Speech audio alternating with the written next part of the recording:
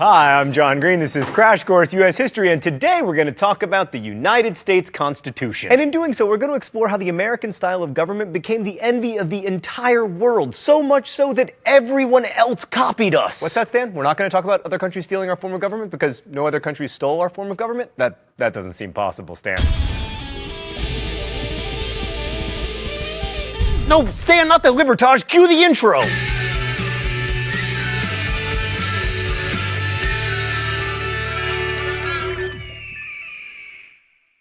So today we're going to learn why the green areas of not America didn't copy us. Alright, so as Americans may dimly remember from history classes, the constitutional system we've been living under since 1788, the year of the first presidential election, was not the original American government. The first government set up by the Continental Congress was called the Articles of Confederation, and it was, in a word, bad. In 2 words, it was not good, which is why it only lasted 10 years. The problem with the Confederation is that it wasn't so much a framework for a national government as it was a firm league of friendship, which unfortunately only sounds like a team of Care Bear superheroes. The Articles set up a government that consisted of a one-house body of delegates, with each state having a single vote, who, acting collectively, could make decisions on certain issues that affected all the states. There was no president and no judiciary. You can try to tell me that John Hanson, the president of the Congress, was the first American president, but it's just not true. Any decision required 9 of the 13 congressional votes, which pretty much guaranteed that no decisions would ever be made. Ah, supermajorities, always so efficient. But besides the 2/3 requirement, the Congress was very limited in what it could actually do. The government could declare war, conduct foreign affairs, and make treaties. Basically the stuff you need to do to go to war with England. It could coin money, but it couldn't collect taxes. That was left to the states. So if you needed money to, say, go to war with Britain, you had to ask the states politely. The Articles could be amended, but that required a unanimous vote, so 0 amendments were ever passed. The government was deliberately weak, which followed logically from Americans' fear of tyrannical governments taxing them and quartering soldiers in their houses and so on. But here's the thing, weak government is like non-alcoholic beer. It's useless. That said, the Articles government did accomplish a couple things. First, it won the war, so yay! Unless you were a slave or a Native American, in which case,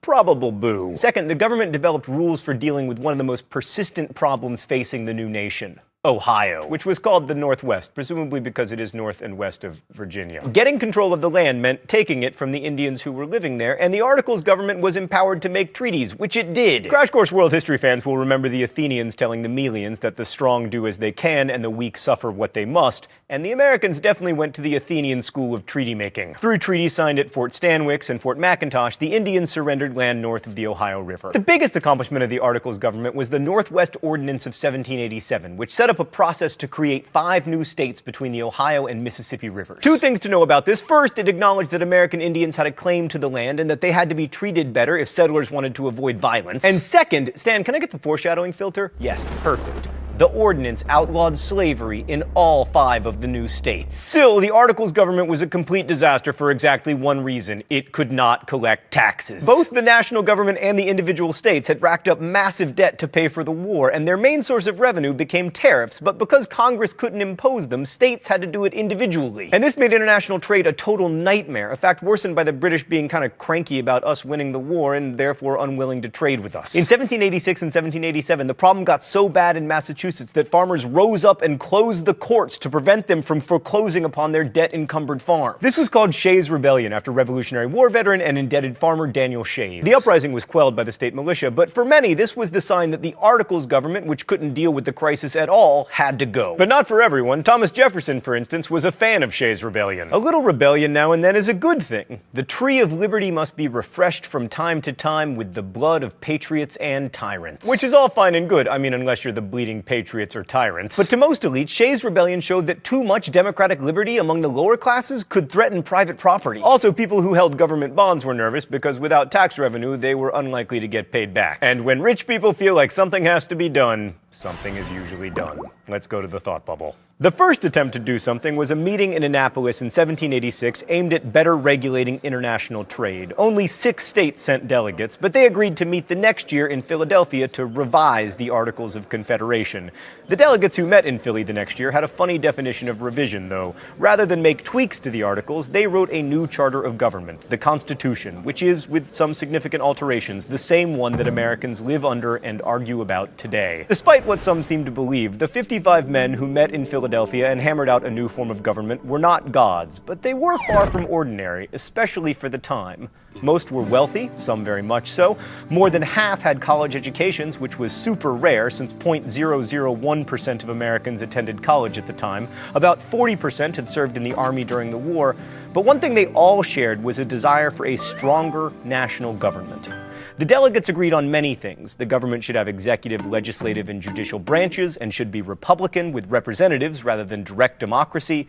But the devil appeared in the details. Alexander Hamilton, probably the biggest proponent of very strong government, wanted the president and Senate to serve life terms, for example. That idea went nowhere because the overarching concern of almost all the delegates was to create a government that would protect against both tyranny by the government itself and tyranny by the people.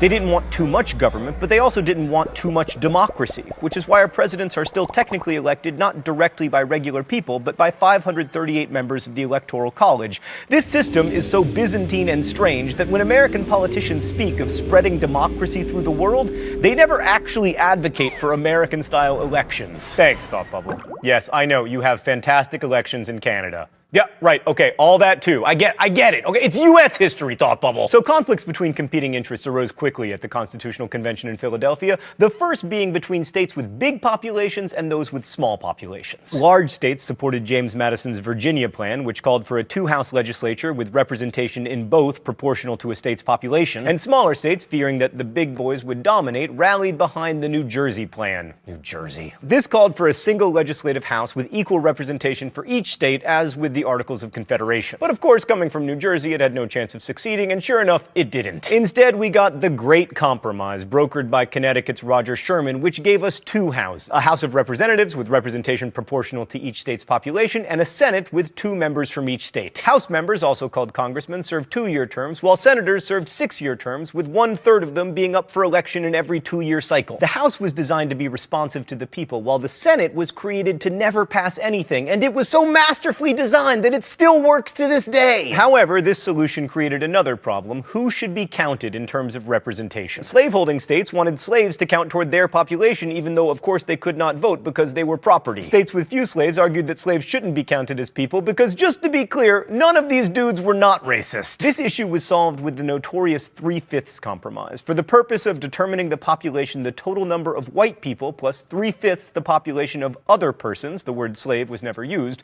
would be the basis for the calculation. So, yeah, that's still in the Constitution. The Constitution also contains a fugitive slave clause requiring any escaped slave to be returned to their master. And this meant that a slave couldn't escape slavery by moving to a state where slavery was outlawed, which meant that on some level, some states couldn't enforce their own laws. Spoiler alert, this becomes problematic. But except for the tyranny of slavery, the framers really hated tyranny. To avoid tyranny of the government, the Constitution embraced 2 principles: separation of powers and federalism. The government was divided into 3 branches: legislative, executive, and judiciary. And the Constitution incorporated checks and balances. Each branch can check the power of the others. The legislature can make laws, but the president can veto those laws. The judiciary can declare laws void too, but that's a power they had to grant themselves. You won't find it in the Constitution. I promise, you can look for it. And federalism is the idea that governmental authority rests both in the national and the state governments. As an American, I am a citizen both of the United States and of the state of Indiana. And the national government, the one set up by the Constitution, is supposed to be limited in scope to certain enumerated powers. Most other powers, especially the protection of health, safety, and morals, are left to the states. But the Constitution also seeks to protect against the radicalism that too much democracy can bring. The mostly rich framers worried that the people, many of whom were poor and indebted, might vote in congresspeople or, God forbid, a president in favor of, like, redistribution of property. To hedge against this, senators were elected by the states, usually by state legislatures, and they were supposed to be like leading citizen types. You know, the kind of good Americans who take bribes and have adulterous affairs in airport bathrooms and patronize prostitutes and shoot Alexander Hamilton. Anyway, the other hedge against too much democracy is the aforementioned Electoral College, which many Americans hate because it has the potential to elect a president who did not win the popular vote. But that's kind of the point. The electors were supposed to be prominent, educated men of property who were better able to elect a president than, like, the rabble. But the Constitution of the United States is a really impressive document, especially when you consider its longevity. I mean, as Crash Course World History fans will remember, the nation-state is pretty pretty new on the historical scene, and the United States established by the Constitution is actually one of the oldest ones. But the Constitution would be meaningless if it hadn't been ratified, which it was, but not without a fight that helped clarify America's political ideology. 9 out of the 13 states were required to ratify the Constitution, and special conventions called for the purpose. In order to convince the delegates to vote for it, 3 of the framers, Alexander Hamilton, James Madison, and John Jay, wrote a series of 85 essays that together are known as the Federalist Papers. Taken together, they're a powerful and ultimately persuasive argument for why a strong national government is necessary and ultimately not a threat to people's liberty. Oh, it's time for the mystery document? The rules here are simple. If I name the author of the mystery document, shock as in surprise. If I don't, shock as in Alright, Stan, let's see what we got here. If circumstances should at any time oblige the government to form an army of any magnitude, that army can never be formidable to the liberties of the people while there is a large body of citizens, little, if at all, inferior to them in discipline and the use of arms, who stand ready to defend their own rights and those of their fellow citizens. This appears to me the only substitute that can be devised for a standing army and the best possible security against it, if it should exist. Federalist Papers, Alexander Hamilton.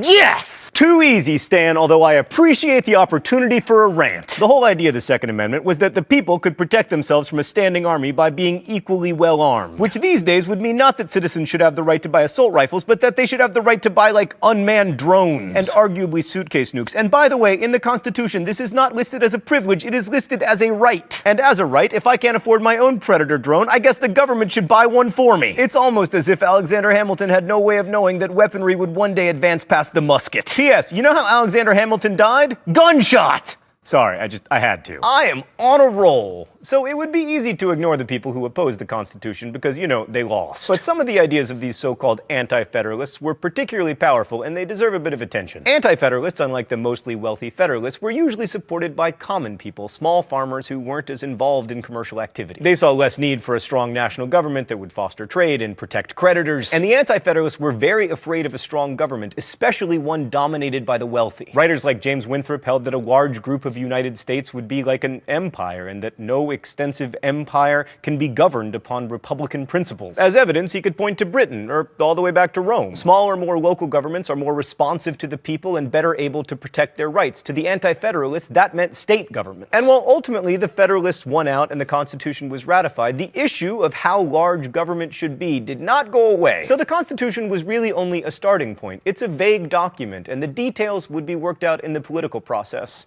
and then on the battlefield. Thanks for watching. I'll see you next week. Crash Course is produced and directed by Stan Muller. Our script supervisor is Meredith Danko. The show is written by my high school history teacher, Raul Meyer, and myself, edited by Stan and Mark Olson. The associate producer is Danica Johnson, and our graphics team is Thought Bubble. If you have questions about today's video or anything about American history, good news, there are historians in comments, so ask away. Thanks for watching Crash Course, and as we say in my hometown, don't forget to be awesome.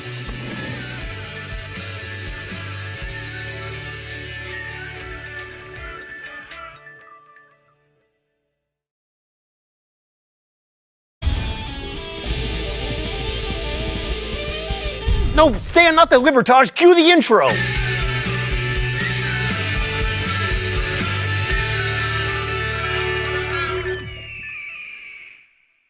So today we're going to learn why the green areas of not America didn't copy us. Alright, so as Americans may dimly remember from history classes, the constitutional system we've been living under since 1788, the year of the first presidential election, was not the original American government. The first government set up by the Continental Congress was called the Articles of Confederation, and it was, in a word, bad. In 2 words, it was not good, which is why it only lasted 10 years. The problem with the Confederation... Hi, I'm John Green. This is Crash Course U.S. History, and today we're going to talk about the United States Constitution. And in doing so, we're going to explore how the American style of government became the envy of the entire world, so much so that everyone else copied us. What's that, Stan? We're not going to talk about other countries stealing our form of government because no other countries stole our form of government?